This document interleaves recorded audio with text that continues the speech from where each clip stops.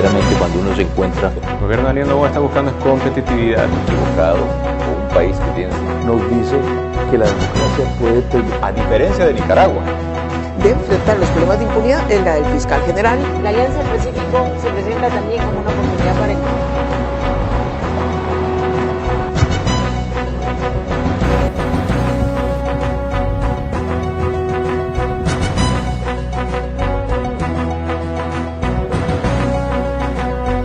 Cordiales saludos a quienes nos ven a través de la señal de Vito TV en el Ecuador, por OnePlus TV en el Ecuador y en el mundo y por las redes sociales. Hoy tenemos como invitado al doctor Julio César Cueva. Él es experto en Derecho Penal. Bienvenido al programa. Gracias por la invitación. Vamos a hablar sobre la ley antimafias.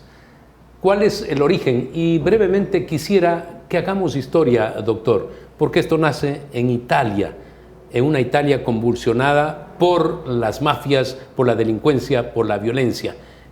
Por los años 80, doctor. ¿Cómo empezó esto? Sí, bueno, esto en efecto nace en Italia a raíz de que las mafias tenían tomado todo el Estado italiano prácticamente y surge una necesidad de combatir esto para evitar que se termine convirtiendo en un Estado prácticamente tomado por la delincuencia en su totalidad.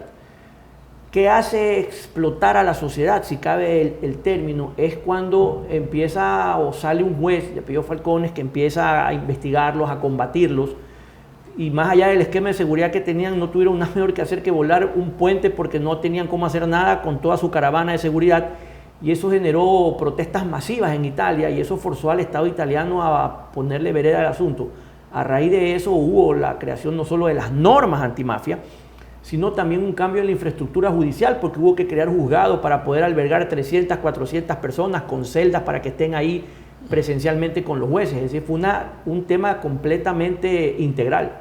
Los temores que había por parte de los jueces hizo que tome cuerpo la mafia esta italiana, hasta que llegaron estos jueces a los que no les importó incluso su vida y ofrendaron su vida para que cambien las cosas en Italia. Claro, hubo algunos muertos, porque también hubo fiscales, policías asesinados, hasta que creo que quien lideró la lucha inicialmente fue Falcones. El asesinato de él, de la forma brutal en que se dio, hizo que la sociedad despertara y exigiera de la forma que no había exigido antes, lo cual puso contra la pared al Estado, y no quedó otra cosa que crear todas estas normas, adaptar toda la infraestructura. Y creo que el Ecuador está necesitando algo así.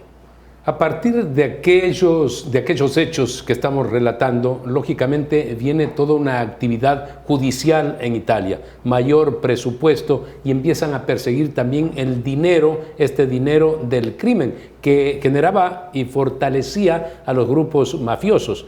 Y en eso han tenido buenos resultados. Bueno, es que si usted no ataca el músculo financiero, la lucha no tiene ninguna razón de ser. Porque esta gente hace todo con dinero y por dinero. Usted mete preso 10 sicarios, ellos tienen para contratar 20, se lleva 10 fusiles, compran 50 y es un sinfín. Con la diferencia que el Estado no tiene esa capacidad de reacción ni de desembolso. Entonces la lucha siempre va a ser desigual. Usted tiene que atacar el músculo financiero. Sin eso no hace nada.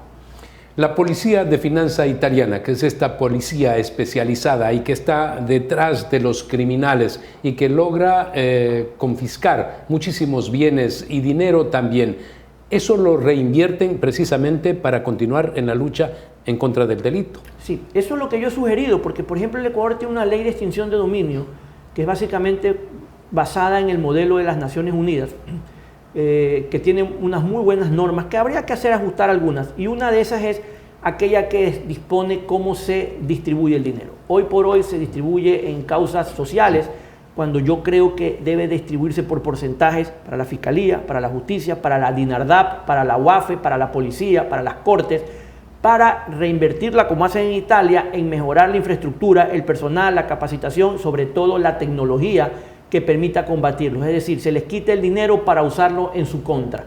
Y eso es importantísimo porque el Estado de otra manera no tendría recursos. El embajador actual de Italia en el Ecuador, Giovanni Dovali, es una persona que ha estado muy interesada en la cooperación al Ecuador. Lo vemos haciendo declaraciones y declaraciones muy críticas, duras, directas. Debemos agradecer aquello, tienen la gran experiencia y por eso es que digo que hay que recibir bien este tipo de manifestaciones de la diplomacia, en este caso pues europea. nosotros tenemos que conseguir que los recursos vayan primero a la reinversión, luego a la parte humana. Sí, a ver, primero para ser eficaces me refiero. Así es. Primero hay que ser claros, el embajador italiano ha sido un muy buen amigo del Ecuador en esta lucha, estuvo en la firma o en la entrega del proyecto. Creo que también hizo bien el gobierno cuando usted recordará hace un tiempo llevó a 2 ministros que tenían que ver con esta lucha a Italia justamente para una reunión de coordinación. Creo que eso fue una muy buena gestión del gobierno, hay que decirlo. Pero creo que faltó lo más importante. Lo más importante que yo hubiera preferido, hubiera querido hacer era coordinar una reunión con expertos italianos del tema para crear una ley antimafias autónoma, porque la que tenemos nosotros, en mi opinión, no es realmente una ley antimafias, es una reforma a ciertos cuerpos legales que en mi opinión es insuficiente y tiene muchos vacíos. Si se hubiese hecho así con una especie de cuerpo de tarea conjunta entre los expertos italianos y asesores ecuatorianos, pudiésemos haber tenido un mejor resultado. Yo sigo albergando la esperanza de que en algún momento eso ocurra. Eso es muy importante. Escuchar a los que ya saben, a los que ya lo lograron. Esto es de personas especializadas, conocedoras de la materia y además con gran experiencia. Y bien dice usted, tenemos que tener una ley, pero lo actual es simplemente una reforma. Se vende como ley. Sí, lamentablemente el problema está ahí, la han vendido como ley. Yo fui uno de los primeros que dije, me parece excelente la idea, pero cuando ya recibí el proyecto me doy cuenta que básicamente es una reforma a 3 cuerpos legales, ¿verdad? Y eso no es una ley porque no tiene la autonomía de una ley, va a reformar 3 cuerpos legales. E incluso esa reforma tal como está creo que tiene ciertos errores de técnica legislativa y va a generar tal vez más confusiones que certezas, y eso va a ser lamentable porque al final del camino quienes se benefician son estos grupos de delincuencia organizada. Yo decía que es sumamente importante incorporar experiencias, en este caso la de Italia, pero para determinar un gran cuerpo legal que sirva por mucho tiempo, por muchos años, para acabar con la delincuencia. Usted ha dicho es simplemente una reforma, pero podemos insistir para que en algún momento sea una ley. Sí, por supuesto, y creería que es algo en lo que deben enfocarse los legisladores, pero no solamente Italia. La experiencia de extinción de dominio de Colombia, que es la primera ley de extinción de dominio en el mundo, que este año cumple 30 años, es fundamental. La experiencia en la lucha contra el terrorismo y la guerrilla urbana la tiene Perú. Entonces creo que tenemos gente y países muy cercanos, incluso geográficamente, que pudieran aportarnos mucho para hacer una ley que sirva casi, por así decirlo, hasta de ejemplo para otros países que están empezando o ya están en la misma situación que el Ecuador. Yo no pierdo esa esperanza y albergaría la idea de que el gobierno, con mayoría legislativa que tenga, ¿verdad?, pueda crear esta comisión que nos permita tener una verdadera ley antimafia ya como un cuerpo normativo autónomo, independiente y completo, incluso en materia procesal. Tenemos que hacer una pausa comercial, retornamos. En San Borondón la arborización es una decisión de ciudad, una política que venimos construyendo desde hace años. Hoy estamos sembrando más de 500 árboles nuevos de especies nativas en la avenida San Borondón. Se integran a una red de corredores verdes que ya forman parte de la vía, espacios que conectan la ciudad, generan sombra y ayudan a regular la temperatura de forma natural, porque cada árbol que sembramos no es solo para hoy, es parte del San Borondón del futuro. Lo soñamos, lo construimos, lo vivimos. Juan José Yunes, alcalde. Ecuador se prepara para seguir avanzando, con jóvenes que celebran su primera oportunidad, con una inversión de más de $180 millones en plazas de trabajo, beneficiando a más de 150,000 jóvenes en todo el país. Si tienes de 18 a 29 años, puedes registrarte en Jóvenes en Acción. Diferentes cámaras, una misma ilusión.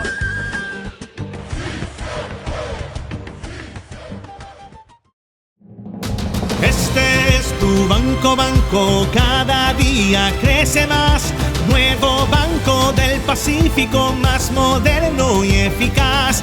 Aquí estamos, te escuchamos, te queremos ayudar. Nuevo Banco del Pacífico, más moderno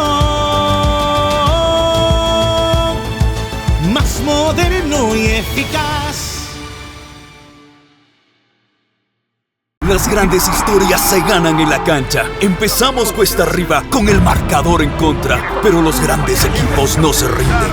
Remontan. Hoy los jóvenes entran a la cancha. Honramos a quienes ya lo dieron todo. Tendemos los puentes que nos conectan y defendemos con firmeza cada frontera. Y el marcador empieza a moverse a favor. Porque cuando los 18 millones jugamos unidos, ningún resultado está escrito.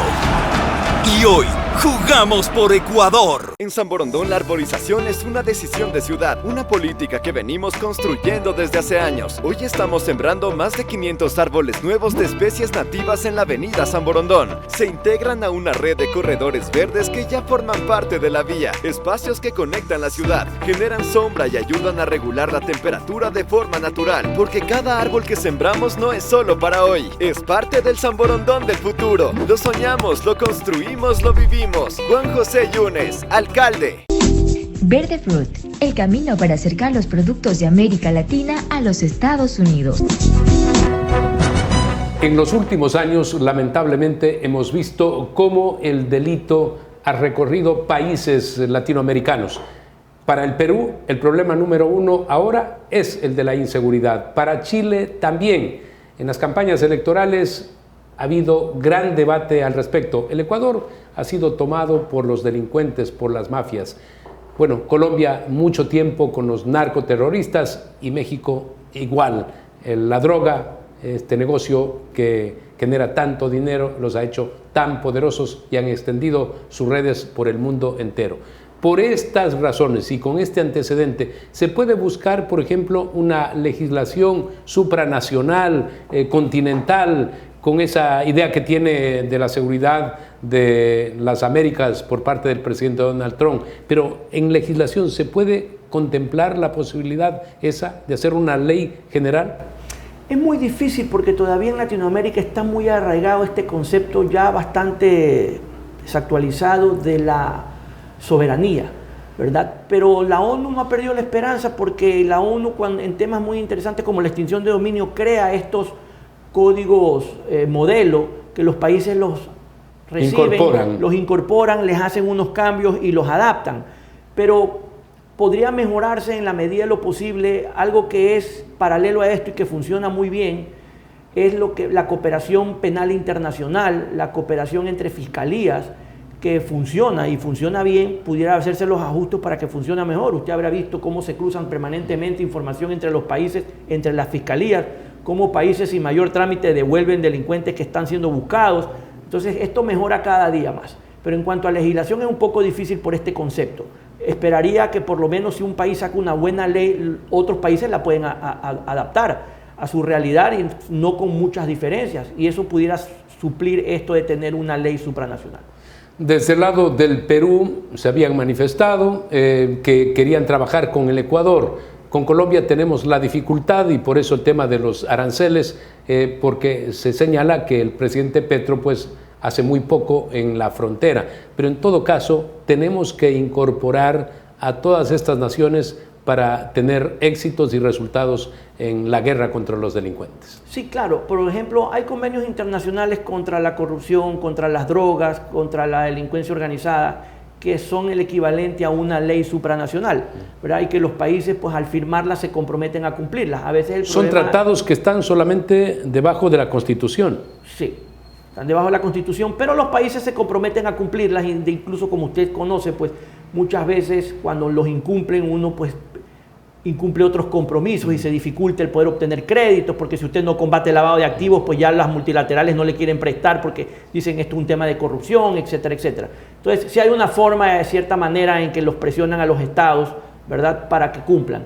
Y funciona más o menos bien, ¿verdad? El problema es que muchas veces los estados no tienen los recursos para cumplir cabalmente con todo esto, porque esta lucha es muy desgastante en todos los sentidos, pero especialmente en el económico. Por eso usted me habrá escuchado decir hace unos momentos que lo que hay que utilizar son los recursos de esta gente para reinvertirlos, y eso no pasa. Muchas veces se pierden, muchas veces por un mal procedimiento se devuelven, y eso no debería pasar. Es que en el caso del Ecuador, esto que enoja sin duda, ofende a los ciudadanos cuando ven que hay un juez que libera los bienes, porque lógicamente abogados se prestan para aquello. Posteriormente se confirma que sí, que era cuerpo del delito, pero ya los bienes no están. Entonces es ahí en donde falla la justicia. Ahí es donde falla el sistema, porque no es un problema de leyes. Fernando, si la Fiscalía se dedicara, y yo he solicitado... Es de actitud, profesionalismo. Pero, por ejemplo, la Fiscalía es la encargada de hacer la investigación patrimonial en temas de extinción de dominio. Cuando salió el proyecto de ley antimafia, una de las cosas que yo di es, este proyecto debería tener una cláusula que diga que paralelo al proceso por narcotráfico, lavado de activos o delincuencia organizada, la ley debería disponer que es obligación de la Fiscalía de oficio iniciar de manera paralela el proceso de investigación de extinción de dominio y que los bienes no queden en el proceso penal, sino que tenga prelación el proceso de extinción de dominio. ¿Por qué? Porque es autónomo. Significa que si se cae por alguna razón el proceso penal, no se devuelven los bienes porque están en el proceso de extinción de dominio. Y ahí es muy difícil porque hay que demostrar la licitud, el uso y de dónde salieron los recursos y qué finalidad se les ha dado. Y ya es un poco más complicado devolverlos. Pero lamentablemente la Fiscalía no lo hace y no necesita una norma, pero para presionarlos creo que debería haber una norma, tal vez porque no tiene suficiente personal, porque las pocas unidades que existen están en Quito y ese es un error. Creo que son cosas que hay que corregir. Más o menos se puede cuantificar a través de la aplicación de la extinción de dominio cuánto ha logrado el Estado recuperar. Nada, porque todavía no tenemos ni siquiera una demanda de extinción de dominio. Tenemos unas que otras tenemos por ahí, la ley y tenemos no podemos la ley, tenemos unas que otras investigaciones ejecutarla. previas. No tenemos una, que yo conozco, una demanda de extinción de dominio y nunca hemos tenido una condena de extinción de dominio diciéndole, señor, declaro extinto el dominio, pasa a ser parte del Estado. Porque en el caso de Pablo Escobar, tantos años han pasado desde que murió, una fiscal colombiana 3 años atrás determinó que sí, que efectivamente había por allí un museo y ese museo era fruto precisamente de la plata de la droga. Pensaban que ya no lo era a estas alturas y confiscaron esos bienes a través de la extinción de dominio. Sí, porque en Colombia la ley es imprescriptible y es retrospectiva, que dice que no es lo mismo que retroactiva. Retrospectiva significa, este bien que hace 50 años se compró con dinero del narcotráfico, no importa cuánto tiempo pase, su origen por el paso del tiempo no se va a volver lícito nunca. Nació ilícito y morirá ilícito. Por lo tanto, al momento en que entró en vigencia la ley de extinción de dominio, todavía como Estado tengo la posibilidad de quitárselo. Y Colombia, como usted bien dice, al día de hoy, mientras usted y yo conversamos aquí, sigue extinguiendo el dominio de bienes que hace 40 o 50 años pertenecieron a los grandes narcotraficantes. Obvio, siempre hay un riesgo porque hay personas que han comprado de buena fe. Y ahí la ley contempla el comprador de buena fe exenta de culpa, es decir, aquel que no, más allá de que hizo toda la debida diligencia, no tenía forma razonable de saber que compraba algo de origen ilícito. ¿Está exenta de culpa, pero igualmente los bienes son confiscados? No, si yo pruebo buena fe exenta de culpa y que hice lo razonable y humanamente posible por tratar de determinar si era o no ilícito el bien, el Estado dice, señor, usted hizo lo razonable, el bien sigue siendo suyo. Voy y me doy la vuelta y busco otros bienes, y en Colombia tiene un beneficio, que en el Ecuador no. Que si por ejemplo una persona compró un bien de origen ilícito y lo desapareció y se gastó la plata y tiene un bien de origen lícito equivalente, en Colombia la ley dice no hay problema, usted me desapareció el bien ilícito, usted tiene uno de origen ilícito que económicamente es equivalente, le voy a quitar el bien ilícito y se lo quitan. Miren lo que ocurre en otros países. Acá inmediatamente que son detectados, que son ya judicializados, empiezan de la noche a la mañana a vender y desprenderse de todos los bienes. Eso es increíble. Y ponen a nombre de familiares, de amigos y de colegas y personas compañeras de trabajo. Pero ojo, es importante, Fernando, en extinción de dominio no interesa eso, porque la extinción de dominio no ataca a la persona, ataca el bien. Por lo tanto, si la persona... Por el origen del dinero o el destino para del comprar el bien. O el destino del bien. Significa que si esta persona lo pasó a 3 personas distintas, el Estado se los puede quitar a las 3 personas distintas si esas 3 personas no justifican que tenían los recursos lícitos, que sabían o tenían forma de saber que eso era ilícito o no. Es decir, el Estado va tras el bien, no importa quién sea el propietario. Por lo tanto, quienes piensan que yo transfiero el dominio, me voy a quitar el problema, al contrario, le está poniendo en un problema al nuevo propietario que tendrá justificar. Y algo que es importante que la gente tiene que saber, Fernando, es que la gente piensa que es solo por el origen lícito, también se ataca el destino del bien.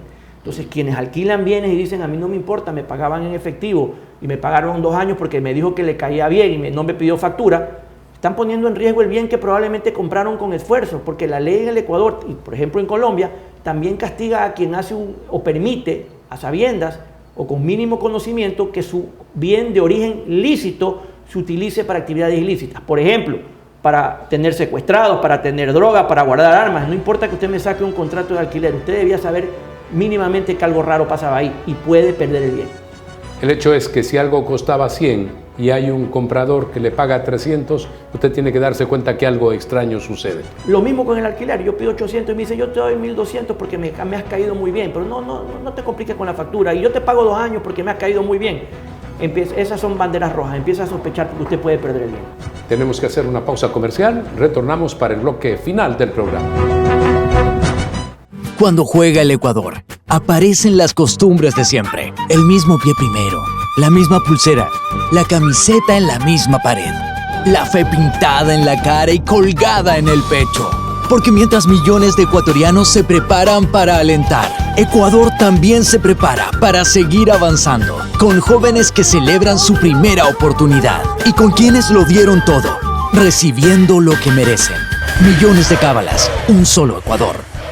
En San Borondón la arborización es una decisión de ciudad, una política que venimos construyendo desde hace años. Hoy estamos sembrando más de 500 árboles nuevos de especies nativas en la avenida San Borondón. Se integran a una red de corredores verdes que ya forman parte de la vía, espacios que conectan la ciudad, generan sombra y ayudan a regular la temperatura de forma natural, porque cada árbol que sembramos no es solo para hoy, es parte del San Borondón del futuro. Lo soñamos, lo construimos, lo vivimos. Juan José Yunes, alcalde.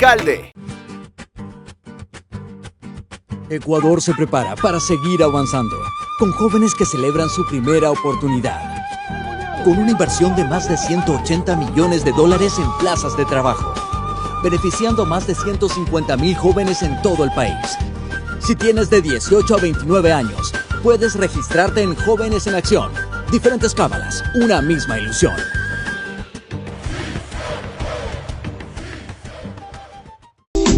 Verde Fruit, el camino para acercar los productos de América Latina a los Estados Unidos. A lo largo del programa hemos presentado algunos hechos históricos, por supuesto ligando a lo que es en estos momentos la discusión de esta ley antimafias, pero por otra parte también aspectos que son humanos, aspectos que son prácticos, que se dan muchas veces por desconocimiento, pero que finalmente la propia ley no exime de responsabilidades por desconocimiento. Hay que estar muy atentos si queremos vivir en una cultura de la legalidad. Pero para que se dé todo esto también hay que exigir que los jueces actúen como corresponden, los fiscales también, y que estén apegados a derecho, que hagan para lo que fueron designados. Pero vemos a jueces que de pronto son parte de la organización criminal. Claro, y no solamente jueces y fiscales, Fernando, hay que ser justos. Abogados, que son el enlace entre el particular que quiere corromper el sistema y el sistema que está dispuesto a corromperse, porque si usted lleva esto a las leyes de la economía, el funcionario que está dispuesto a corromperse es la oferta, pero el ciudadano que está dispuesto a pagar es la demanda. Entonces, si nosotros nos ponemos a pensar, mientras más corrupción hay, lo que significa es que hay más demanda, hay más ciudadanos dispuestos a vivir fuera del marco de la legalidad, y eso no puede pasar. Pero para eso usted necesita buena formación, buenas universidades, buen sueldo, buena selección, buena sanción, buena evaluación, y dentro de la evaluación tiene que ser permanente. Usted necesita tecnología que le permita con inteligencia artificial y otros medios identificar, por ejemplo, esto no está redactado en los términos que normalmente redacta el juez, eso no lo ve los humanos, eso lo ve una inteligencia artificial. Esto no lo escribió un juez. Este juez en estos casos que son iguales ha resuelto diferente, y fíjense que coinciden con el mismo abogado, el mismo fiscal, el mismo secretario. Aquí hay algo. Ese reporte se lo va a hacer en tiempo real una inteligencia artificial que le va a decir, aquí hay una bandera roja, este funcionario no está actuando correctamente. Y lo otro, manda una declaración de bienes, nadie va y verifica si en efecto esa casa por dentro no tiene mármol de Carrara, cuadro qué sé yo, de Da Vinci o tantas cosas que pueden haber, ¿verdad? Y eso pasa porque no hay un control. Y debería haber una unidad independiente de la Contraloría que vaya y toque la puerta a los funcionarios, venimos a verificar si lo que usted nos dice es verdad. Y en base a eso, poder verificar que no hay un enriquecimiento ilícito por parte de los funcionarios, y no solo de la función judicial, a todo nivel. Debe haber gestión, no reacción. En este caso, la estructura actual del Consejo de la Judicatura debería actuar si queremos cambiar las cosas, por supuesto. La decisión sobre el nuevo fiscal, igualmente, tiene que ir el que más sabe, el hombre honesto, la persona que a través de la vida ha demostrado que puede ser el representante de la ciudadanía, el que acusa al delito, al mal. Tienen que darse todas estas condiciones si queremos que el país viva un futuro diferente. Claro, es que la solución a la función judicial no tiene que ver solo con una ley, es una cuestión integral, porque hay muchas leyes que hay que reformar. Si usted quiere hablar de la judicatura, empecemos porque la génesis política de la judicatura tiene que desaparecer. La judicatura también necesita los recursos, hasta usted habrá visto que hay 1000 y pico de expedientes que van a fin de año a caducar de funcionarios denunciados por irregularidades. Esas cosas no pueden pasar, pero si no hay una tecnología que genere alertas, esto está por caducar, y que vaya haciendo un análisis, a este lo dejaron ir y aquí no había justificación, no va a haber cómo resolver, no va a haber cómo arreglar el sistema. Se necesita no solo de la tecnología, sino también de transformaciones que permitan saber quién es quién en el país. Pero todo esto tiene que ir de la mano también con esas experiencias de fuera. Están totalmente decididos a cooperar con el Ecuador, pero muchas veces como que no se quiere aquello.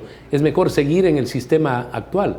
Y eso no puede ser, no podemos permitir los ecuatorianos. Lamentablemente así mismo sucede, y por eso es que usted ha visto que sentencias que emanan de la Corte Nacional de Justicia ni siquiera son tomadas en cuenta por la Interpol para buscar personas que han sido condenadas en el Ecuador, porque nuestra justicia no tiene credibilidad. Y ojo, es altamente mediática, y ese también es otro problema. Se litigan los juicios primero en las redes, y de lo que resuelvan las redes los jueces se ponen a pensar de qué tal forma los va a afectar o a beneficiar tal o cual situación. Entonces el juez no está resolviendo sobre las pruebas, sino sobre las consecuencias, dependiendo de quién tenga mayor capacidad de convicción mediática, y eso no puede pasar. Finalmente, no podemos perder las esperanzas de que puede cambiar la estructura judicial ecuatoriana. No podemos perder la esperanza. Creería yo que en algún momento tenemos que cambiar, y creo que ese cambio va a venir exigido por parte de la ciudadanía, que en algún momento llegará al hartazgo y va a exigir los cambios, como en su momento ocurrió en Italia, en donde la ciudadanía dijo no va más, y el Estado tuvo que ponerse en vereda.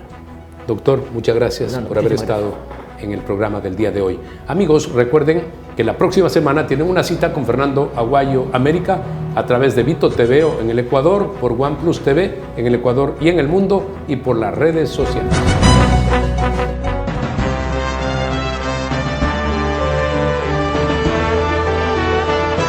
Verdaderamente, cuando uno se encuentra El gobierno de Daniel Noboa está buscando competitividad. equivocado o un país que nos dice que la democracia puede, a diferencia de Nicaragua, de enfrentar los problemas de impunidad en la del fiscal general. La Alianza del Pacífico se presenta también como una oportunidad para